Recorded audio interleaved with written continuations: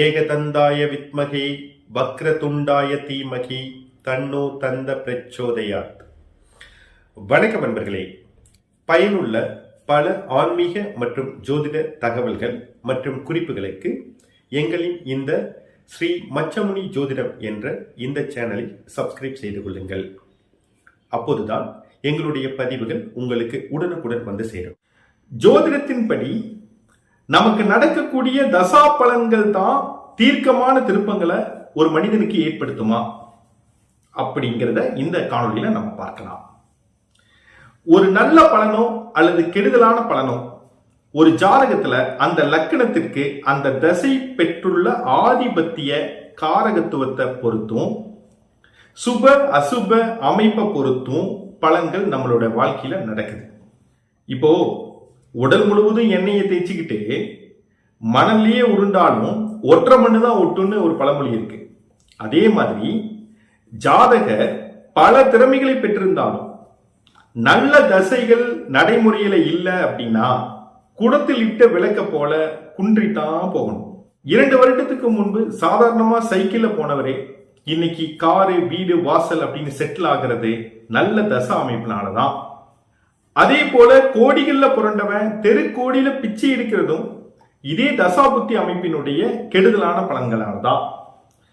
திரையுலக பிரபலங்கள், அரசியல்வாதிகள் இவங்களை எல்லாத்தையும் நீங்க பாத்தீங்கன்னாலும் இந்த உண்மை நிச்சயம் உங்களுக்கு புரியும்.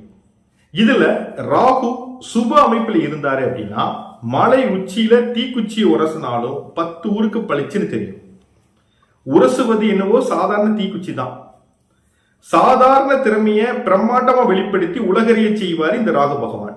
இதுவே கேது பகவான் இரும்ப உருக்கிற அளவுக்கு நம்ம கிட்ட அனல் இருந்தாலும் அவரு நம்ம திறமைய வெளிப்படுத்துவத தடை தாமதத்தோடு வெறுப்பையும் கொடுத்து நமக்கு ஒரு மாதிரி விரக்தியான மனசை கொடுப்பாரு இந்த கேது பகவான்.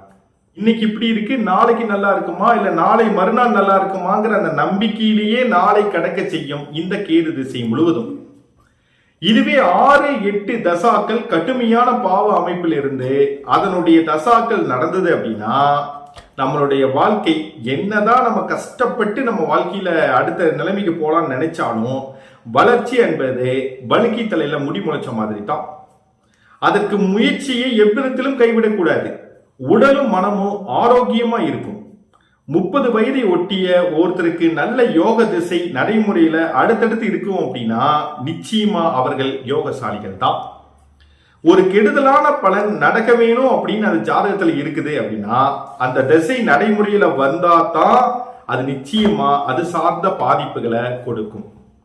தசா புத்திகளே ஒரு ஜாதகத்தினுடைய காலத்தை காட்டும் கண்ணாடி.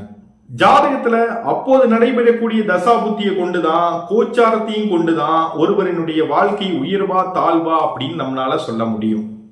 ஒரு ஜாதகத்துல நடைபெறக்கூடிய தசாக்களே ஒருவரினுடைய உயர்வையும் தாழ்வையும் நிர்ணயிக்கிறது. அப்போ இங்க இந்த பூமியில யாருமே உயர்ந்தவங்களும் இல்ல தாழ்ந்தவங்களும் இல்ல. கண்ணியத்தோடு நம்மளோட கடமையை நம்ம செஞ்சுக்கிட்டே இருக்கணும். நம்மளுடைய வாழ்க்கை நம்ம நகர்த்தி போய்கிட்டே இருந்தோம்னா காலம் நம் கவலையை நீக்கும். கடமையோடு கடவுளையும் இறுக பற்றிக்கணும். கடவுளை நம்பணும். நம்பி நம்மளுடைய செயல்களை நம்ம முன்னோக்கி எந்த தவறும் செய்யாம வாழ்க்கையை நம்ம போயிட்டு இருக்கும் போதே அதுவே நம்மளுடைய வாழ்க்கையில நம்மை கரை சேர்க்க உதவும். மீண்டும் ஒரு நல்ல பதிவுல சந்திக்கலாம். நன்றி, வணக்கம்.